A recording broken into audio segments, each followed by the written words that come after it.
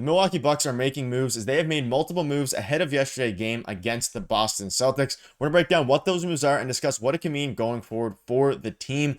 We're also going to discuss the current situation of the Bucks following their loss against the Celtics, as Doc Rivers is under fire by fans and media, and there seems to be a little bit of tension between Giannis and Dame. So we're going to break all that down in this episode. But before we get into it, if you're a part of the 80 or so percent who aren't subscribed to the channel and you enjoy daily Bucks content, this is the place to be. Obviously, the Bucks season hasn't got off to an ideal start, but they're going to bounce back, and this is the place to be for daily content. But we have a lot to go over today, specifically surrounding a couple moves they made, as well as the loss against the Celtics. Now, I'll preface it by saying the loss against the Celtics, second night of a back-to-back against the best team in the NBA. I actually think they played very well, and we're going to dive into that. But we're going to start with some moves that they made beforehand. So you can see this here. Per the Bucks, A.J. Johnson and Chris Livingston have been assigned to the Wisconsin Herd. And we always kind of expected that Chris Livingston was going to be assigned to the Wisconsin Herd. He was the 58th pick in the draft the year before last. Finished the rookie season with, subpar averages. And he needs time to develop in the G League.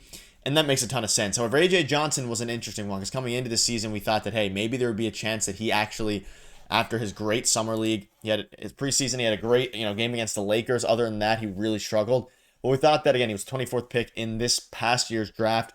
Maybe he could break onto the team, give them some energy, give them some youth, give them some defense. But ultimately, it didn't happen. He is going to be with the Wisconsin Herd for the foreseeable future, which makes a ton of sense. I mean, the Bucks are struggling right now.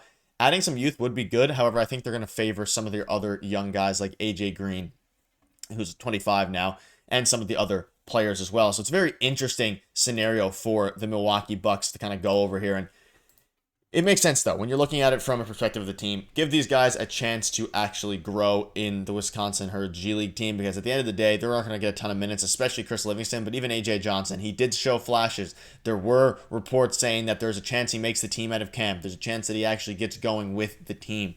However, at the end of the day, it wasn't really going to happen unless he had a phenomenal preseason, and he had one good game. Other than that, he really struggled. He missed his last 12 shots. He went 2 for 25 or 2 for 30 or 2 for 20 in his last couple games, so it was very rough.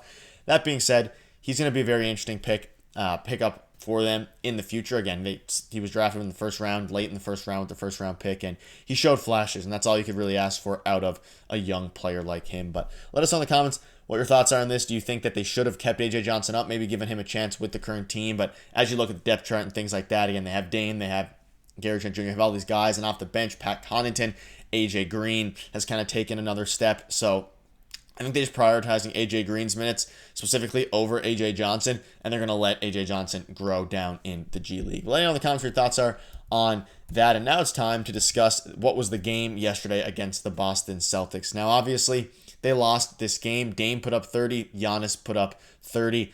And it's kind of the same old story as the past few games from the box score point of view. I think they actually played a very good game. Probably their best of the season, if not one of their best of the season.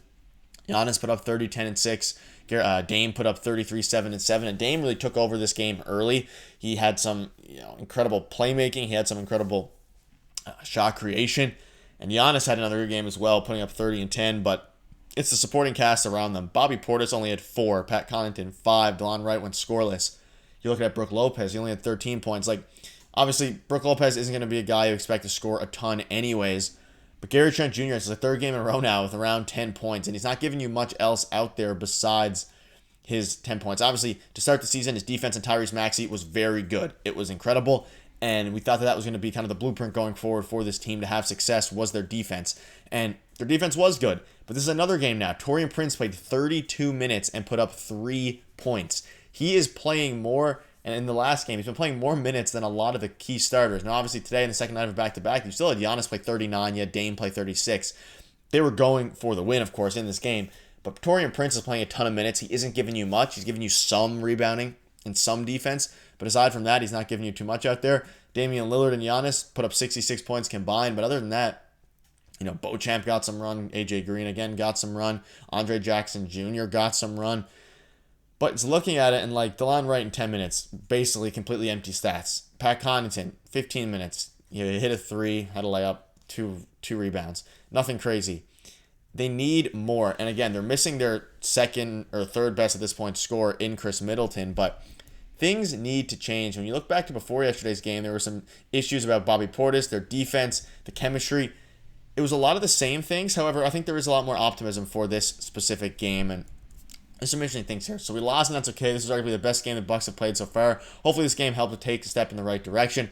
And then there's also the other side of the coin. I don't know how people watch these games. I don't think Bobby is the main issue. Not the only one, but he is number one. It's been like this for 2 years. And if you're watching this right now, leave in the comment section below, do you think Bobby Portis is the issue? He's not giving you much offensively. He's pretty lazy defensively and has been lazy on the boards as well this season. One of the Bucks' biggest problems this year has been rebounding, and Bobby Portis was supposed to be our backup power forward who comes out, gives you energy, gives you some sort of defense, gives you some scoring, punch off the bench, and gives you energetic rebounding. He hasn't really literally done any of those things.